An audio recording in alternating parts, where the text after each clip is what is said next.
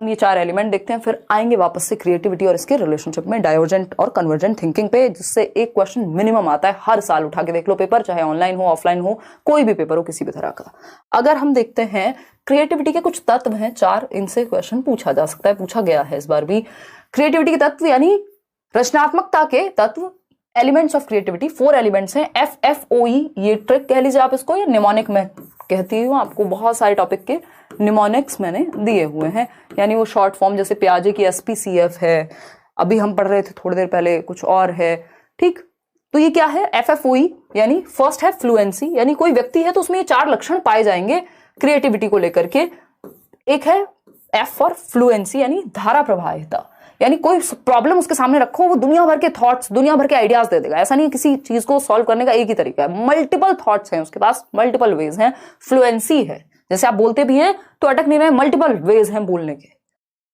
दूसरा आता है फ्लेक्सिबिलिटी, लचीलापन। एक रास्ता काम नहीं कर रहा, दूसरे तरीके से ट्राई करेंगे, दूसरे से नहीं तीसरे से ट्राई करेंगे। ये नहीं है अटक गए, अरे बस मम्मी मुझे तो यही पता था, अब तो मुझे नहीं पता कैसे करना है। ऐसा हम तब करते हैं जब हम आलस में होते हैं, अदरवाइज किसी भी चीज को करने के 70 तरीके हैं, और ये आलस करते करते एक दिन हमारा दिमाग बंद हो जाता है, फिर हमें नई प्रॉब्लम्स से बचने का मन करता है। तो फ्लेक्सिबिलिटी मतलब एक रास्ता काम ना करे दूसरा, दूसरा काम ना करे तीसरा।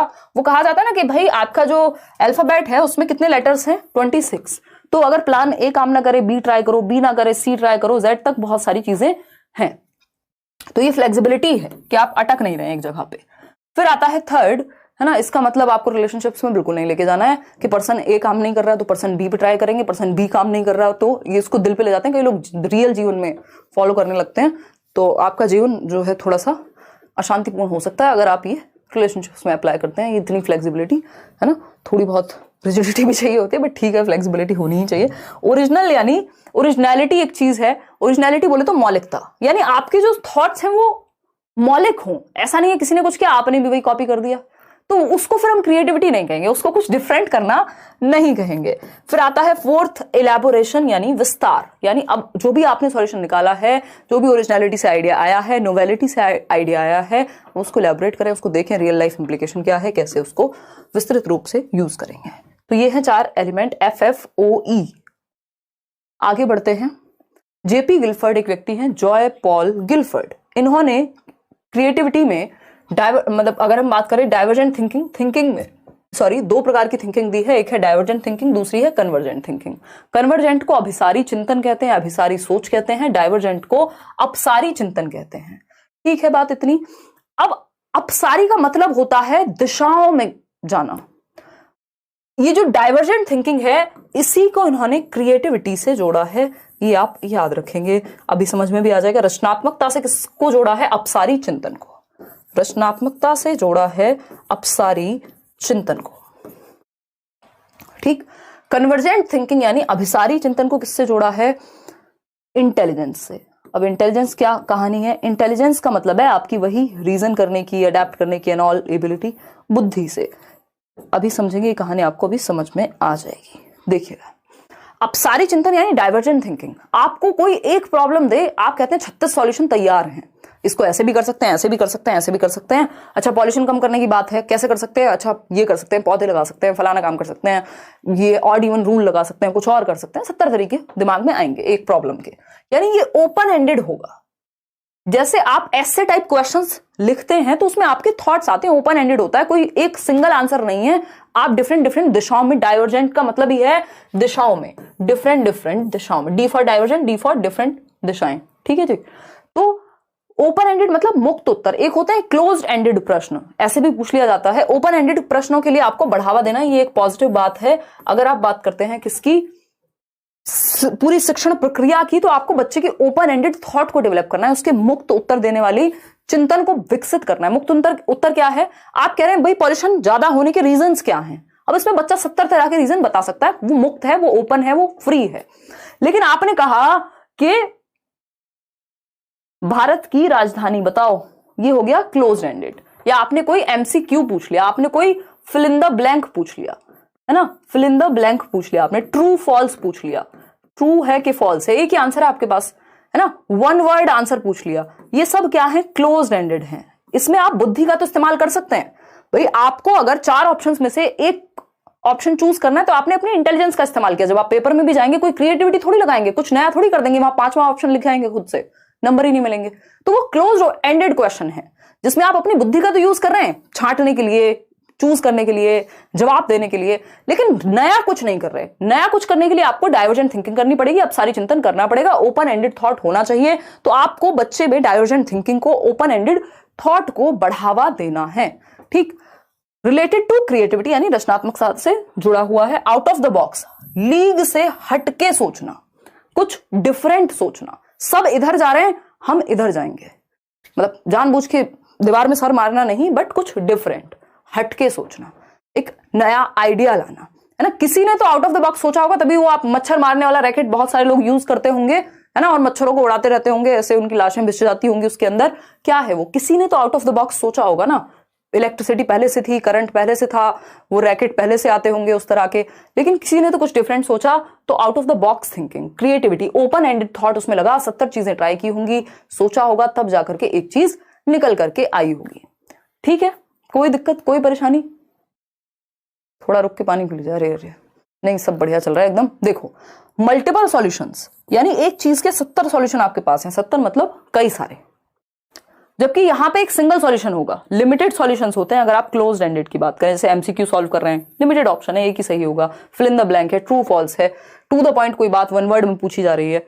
तो ये इंटेलिजेंस से रिलेटेड है और वो ओपन एंडेड है, क्रिएटिविटी से रिलेटेड है। किसको बढ़ावा देना है? डाइवर्जेंट थिंकिंग को। जब आपको कोई एक चीज चूज करनी होती है, 15 रिश्ते आए हुए हैं शादी के लिए, आपको एक व्यक्ति चूज करना है, आपको कन्वर्जेंट थिंकिंग लगानी पड़ेगी।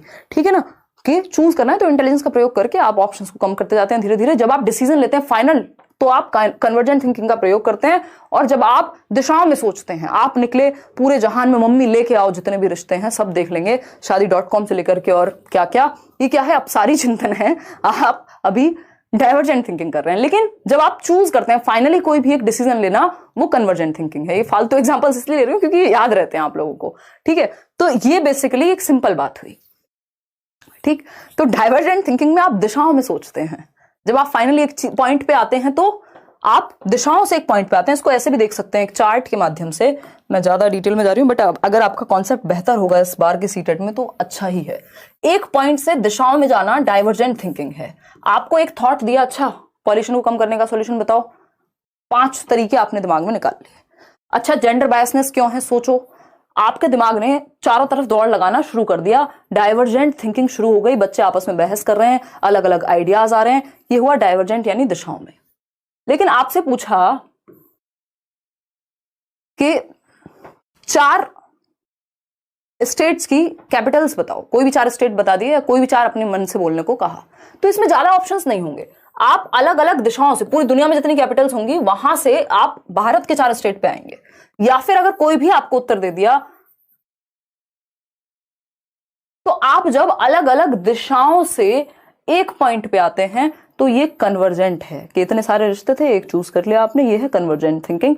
इतने सारे ऑप्शंस में से एक पे आप गए। जैसे आप 4 ऑप्शंस पे मान लेते हैं, ये ऑप्शन ए है, आप क्वेश्चन सॉल्व कर रहे हैं, ये ऑप्शन बी है, ये ऑप्शन सी है और ये ऑप्शन डी है। अब कोई एक आप चूज करेंगे, ये है क्लोज्ड एंडेड थॉट। कन्वर्जेंट यानी अभिसारी चिंतन। यहां पर जब आप डाइवर्जेंट की बात कर रहे हैं तो एक पॉइंट आपको दिया होगा कि अच्छा ये समस्या है जेंडर की, बताओ कैसे सॉल्व करें। तो यहां से आप डाइवर्जेंट थिंकिंग करना शुरू करेंगे, दिशाओं में फैल जाएंगे, एक पॉइंट से मल्टीपल सॉल्यूशंस पे जाएंगे। इसी को हम डाइवर्जेंट थिंकिंग को इसीलिए क्रिएटिविटी से जोड़ते हैं। एक और चीज होती है लेटरल थिंकिंग। लेटरल थिंकिंग वो भी क्रिएटिविटी से ही जुड़ी हुई होती है। ब्रेनस्टॉर्मिंग भी क्रिएटिविटी और प्रॉब्लम सॉल्विंग के लिए यूज होती है। ब्रेनस्टॉर्मिंग पे बुद्धिशीलता, जिसको हम कहते हैं कि बच्चों को ग्रुप में बिठा करके आप ब्रेनस्टॉर्म करने को कह रहे हैं, उनको अलग अलग आइडियाज सोचने को कह रहे हैं। तो ब्रेनस्टॉर्मिंग यानी बुद्धिशीलता ग्रुप में बैठ करके कराई जाती है, प्रॉब्लम सॉल्विंग में काम आती है, रचनात्मकता बढ़ती है बच्चे की। एक बुक थी एलेक्स एफ ऑसबर्न की जिसका नाम था क्रिएटिविटी, जिसमें उन्होंने ब्रेनस्टॉर्मिंग की बात की है। ब्रेनस्टॉर्मिंग पेपर में पूछ लिया जाता है, इसको ऐसे प्रवचन की तरह मत ले लेना कि हाँ ठीक है ना, कोई तो राग चल रहा है, हिमांशी सुना रही है, कोई बात नहीं, ये नहीं करना है। ठीक है, लेटरल थिंकिंग की अगर हम बात करें तो ब्रेनस्टॉर्मिंग काम की चीज है। लेटरल थिंकिंग रिपीट पे देख लेना एक बार अगर मिस कर दिया हो तो। लेटरल थिंकिंग क्या है? लेटरल थिंकिंग भी क्रिएटिविटी से जुड़ी हुई है, मतलब लीक से हटके सोचना। एक तो तरीका ऐसे जाओ कहीं, एक है घूम घूम के मस्त नए नए तरीके ढूंढते हुए जाओ। ठीक, तो लेटरल थिंकिंग है कि आप डिफरेंट वे में कर रहे हैं किसी चीज को। ठीक, एक उदाहरण मैं बहुत बार देती हूं, कि एक व्यक्ति था जो देख नहीं सकता था और वो कहीं पे बैठा हुआ है और उसने लिखा हुआ है I am blind, I can't see, please help me. वो बैगर है और बैठा हुआ है। तो सुबह से शाम हो गई और बहुत हद तक कोई खास उसको दक्षिणा या जो भी है नहीं मिला, भीख नहीं मिली अगर मैं कहूं। एक व्यक्ति है वो आया, उसके दिमाग में लेटरल थिंकिंग चल रही थी। उसने कहा इस बोर्ड को ही चेंज करते हैं। उसने बोर्ड पे कुछ कुछ लिख दिया। शाम को देखा तो बहुत सारे लोग उसको बहुत सारा कलेक्शन मिल चुका था। उसका रीजन उस पर लिखा, उसने ये लिखा आई एम ब्लाइंड और मेरे को हेल्प करो। उसने लेटरल थिंकिंग का यूज किया, डिफरेंट तरीके से सेम बात को कहा। उसने कहा it's a beautiful day but I can't see it, you can. अब सामने वाले को अच्छा लगेगा ना कि यार हाँ सुंदर दिन तो है और मैं देख सकता हूँ, ये कितनी बड़ी ब्लेसिंग है, चलो इसको कुछ दे देते हैं। ये क्या हुआ? लेटरल थिंकिंग का प्रयोग हो गया। समझ पा रहे हैं? चलिए, तो ये थी कहानी क्रिएटिविटी और डाइवर्जेंट थिंकिंग की। डाइवर्जेंट थिंकिंग को बढ़ावा देना है, ओपन एंडेड थॉट को बढ़ावा देना। जब आप ऐसे टाइप क्वेश्चन करते हैं तो उसमें ओपन एंडेड थॉट लगता है, जब आप एमसीक्यू सॉल्व करते हैं तो क्लोज्ड एंडेड। यहाँ पे एक नोट है छोटा सा, अब सारी चिंतन वाला प्रत्येक व्यक्ति क्रिएटिव होगा, क्रिएटिव नहीं होगा, परंतु हर क्रिएटिव व्यक्ति अपसारी सोच यानी डाइवर्जेंट थिंकिंग अवश्य रखता होगा। फास्ट कराएं, करा देते हैं, 1 मिनट में करा देते हैं फास्ट। अगर हम बात करें, बात क्या हो रही है यहाँ पे, जो भी व्यक्ति क्रिएटिव है वो हर हालत में 100% डाइवर्जेंट थिंकिंग रखता होगा, क्योंकि अगर दिशाओं में नहीं सोचा तो क्रिएटिव बन ही नहीं सकता। अगर डाइवर्जेंट थिंकिंग नहीं करेगा तो क्रिएटिव कहां से बन जाएगा भाई? ठीक है। और जितने भी डाइवर्जेंट थिंकिंग करने वाले लोग हैं, जो दिशाओं में सोचते हैं, वो सारे क्रिएटिव होंगे जरूरी नहीं है। कई बार तो लोग क्रिएटिविटी के चक्कर में इतनी भसड़ कर देते हैं कि वो कुछ का कुछ बना देते हैं। उनको लगता है आज हम एक डिश बनाएंगे बहुत ही दुनिया से अलग, कुछ नया ट्राई करते हैं, और डिश क्या बनी कि इंसान खाए तो उठ ना पाए, है ना। तो ये डाइवर्जेंट थिंकिंग, जितनी भी डाइवर्जेंट थिंकिंग जहां पे भी यूज हो रही, जरूरी नहीं सारी क्रिएटिविटी वहां से निकल के आए, बट जो भी क्रिएटिव व्यक्ति है फाइनली उसने डाइवर्जेंट थिंकिंग का यूज जरूर किया होगा। तो हर क्रिएटिव व्यक्ति, हर क्रिएटिव पर्सन डाइवर्जेंट थिंकर होता है, बट हर एक डाइवर्जेंट थिंकर क्रिएटिव नहीं हो सकता। आगे बढ़ते हैं। कई लोगों की डिमांड है कि हम स्पीड बढ़ाएं, बट पता नहीं मेरी अंदर से इच्छा आ रही कि नहीं, स्पीड ना बढ़ाएं। चलिए बीच का रास्ता निकालेंगे, थोड़ी सी स्पीड बढ़ाने का प्रयास करेंगे, है ना। चलिए आ जाइए।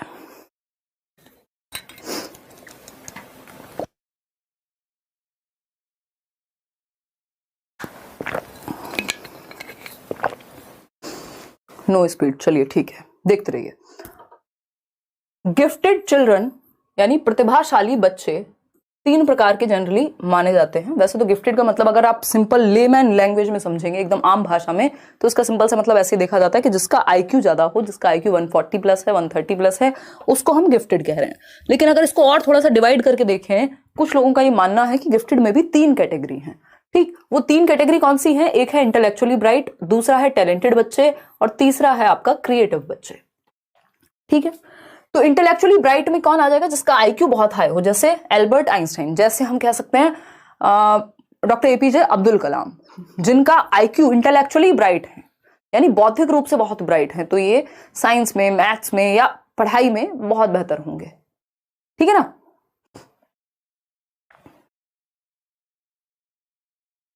कर सकते हो खान साहब।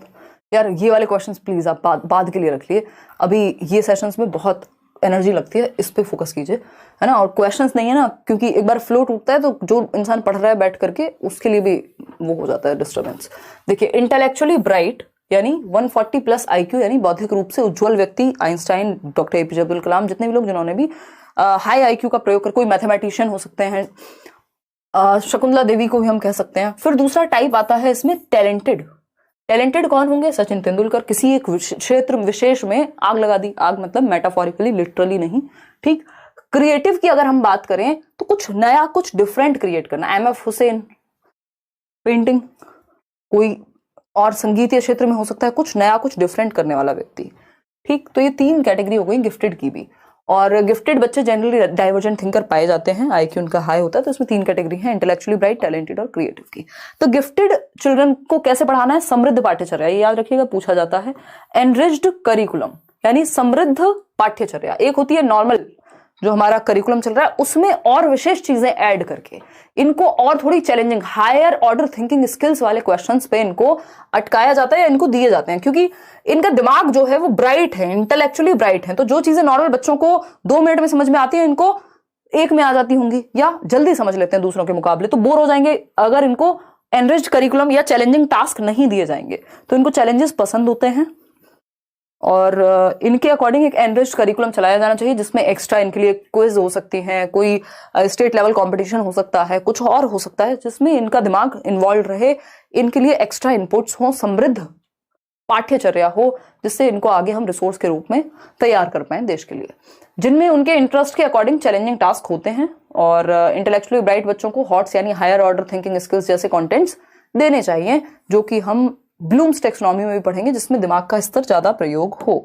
ठीक है, तो ये एनरिच्ड करिकुलम यानी समृद्ध पाठ्यचर्या को जरूर याद रखेंगे। एक छोटा सा टॉपिक है, एक नंबर में कभी आता है कभी नहीं आता, इमोशनल इंटेलिजेंस, सामवेगिक बुद्धि। इसका सिंपल सा मतलब है, पहली बार इसको सेलोवे और मेयर ने प्रस्तुत किया। वैसे एक व्यक्ति हैं जो बहुत फेमस हैं इमोशनल इंटेलिजेंस के लिए, क्योंकि उन्होंने एक बुक लिखी जिसका नाम ही इमोशनल इंटेलिजेंस है, कभी फुर्सत मिले पढ़िएगा। डेनियल गोलमैन, डेनियल गोलमैन, छोटी सी पुस्तक है। डेनियल गोलमैन ने एक पुस्तक लिखी जिसका नाम ही सामवेगिक बुद्धि है। क्या एक तो हो गया आपका आईक्यू, लेकिन आईक्यू से भी ज्यादा जरूरी एक चीज हो गई जो कि इमोशनल कोशेंट या इमोशनल इंटेलिजेंस, जिसको हम कहते हैं कि मान लीजिए आपका आईक्यू बहुत अच्छा है, लेकिन आप प्लेन उड़ाने की जगह किस दिन कूद गए क्योंकि आपका इमोशंस पर कंट्रोल नहीं था, बाकी लोगों की भी जान चली गई। तो इमोशनल इंटेलिजेंस आईक्यू से भी कई बार जरूरी होती है। ठीक है ना, क्लियर है बात? इतनी बात क्लियर है या नहीं है? बिल्कुल क्लियर है, हमें कोई दिक्कत नहीं इस बात को समझने में, कोई परेशानी नहीं है इस बात को समझने में। आगे बढ़ते हैं, समझते हैं। अरस्तु का एक कथन है, ये पेपर में एक बार आया है, अभी बस पता तो होना ही चाहिए आपको कि anybody can become angry, that is easy, but to be angry with the right person and to the right degree and at the right time and for the right purpose and in the right way, that is not within everybody's power, that is not easy. अरस्तु कहते हैं कि नाराज होना बहुत ही आसान काम है। कोई बच्चा दिख रहा है आपको, अपने से कम पावरफुल व्यक्ति दिख रहा है, उसको गुस्सा कर दो उस पर, या गुस्सा करना या नाराज होना कोई बहुत बड़ी बात नहीं है, बट सही समय पे सही व्यक्ति से सही उद्देश्य के लिए सही मात्रा में सही दिशा में नाराज होना ये मुश्किल है। यानी अपने इमोशंस को कंट्रोल करना, इमोशनली इंटेलिजेंट होना मुश्किल काम है, बाकी तो